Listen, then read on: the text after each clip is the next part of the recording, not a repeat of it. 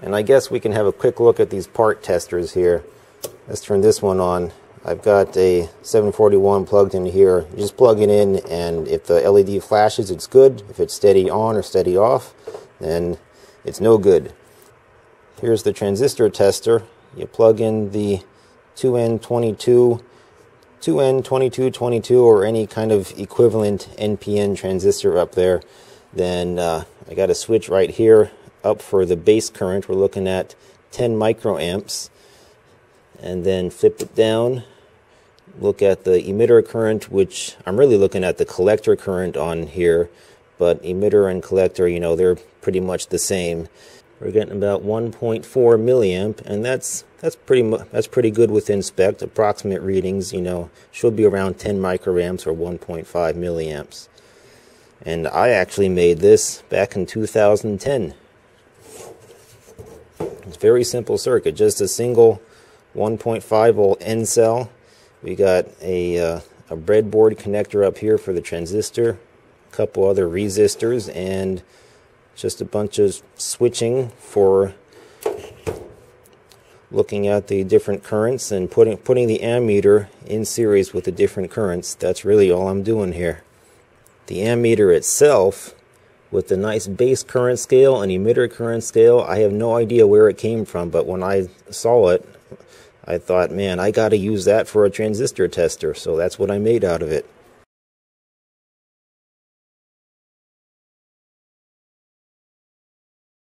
Another thing we got here is the demonstration breadboard, in which I just ripped off the bottom covering so students can see the internal connections. If they never used a breadboard before, they can see what it looks like on the inside.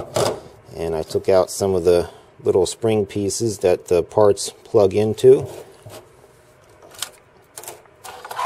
What's inside of a pot. So I got different stuff here for the anatomy of wire wound and carbon film potentiometers, and some examples that have been burnt up. You can see right there the carbon film has been burnt up because it was overloaded. It's kind of dusty from the chalk dust here. And I made this a long time ago too. 2N2222A, little demonstration transistor thing with emitter, base, and collector labeled there. It's kind of worn off. I'll have to redo this. I should also make one for the little TO92 package as well. And then finally, my most recent circuit tester I made. Just close that switch down for the 7805. And then this is a CD4007 tester, which is just it's a 3-stage ring oscillator. I'm using all 6 transistors. It's a MOSFET transistor array. I'm using all 6 transistors as a 3-stage ring oscillator, and for each stage controls one of the red, green, and blue colors inside this RGB LED. So if you get the full spectrum of colors switching on that LED, then you know that the chip is good. And while I'm at it, let's go back to the self-service section to look at a couple of other semiconductor testers that I made a number of years ago. Here's a CA3086 tester. The 3086 is just a BJT transistor array like this. Plug it in, and if all 5 LEDs light up, then the transistor, then the IC is good. Very simple circuit. Each transistor just has a LED being lit up by the transistor. That's all there is to it. The socket, however, that's a breadboard, a section of breadboard that I cut up and closed up all the holes except for the 14 holes in which the chip is supposed to be plugged in. And another one right here, 7-segment display tester.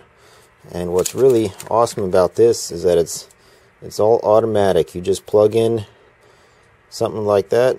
It tells me it's common cathode. It lights up all the LEDs, including the decimal point. Take a different one, and it tells me it's common anode. And again, it lights up all the LEDs.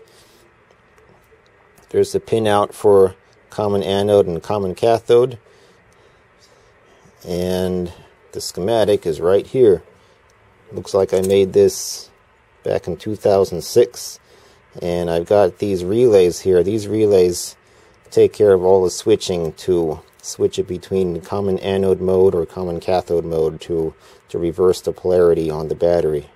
And you can see I have the relay set up with resistor and capacitor charging circuit on each one. So this one turns on before that one. This one only has 10 microfarad on it. That's got 470 microfarad. And that's important because there's one particular combination or one pair of pins, I think, that would cause the battery to be short-circuited if this one went on before that one, or if they both go on at the same time. But this way, everything works just fine.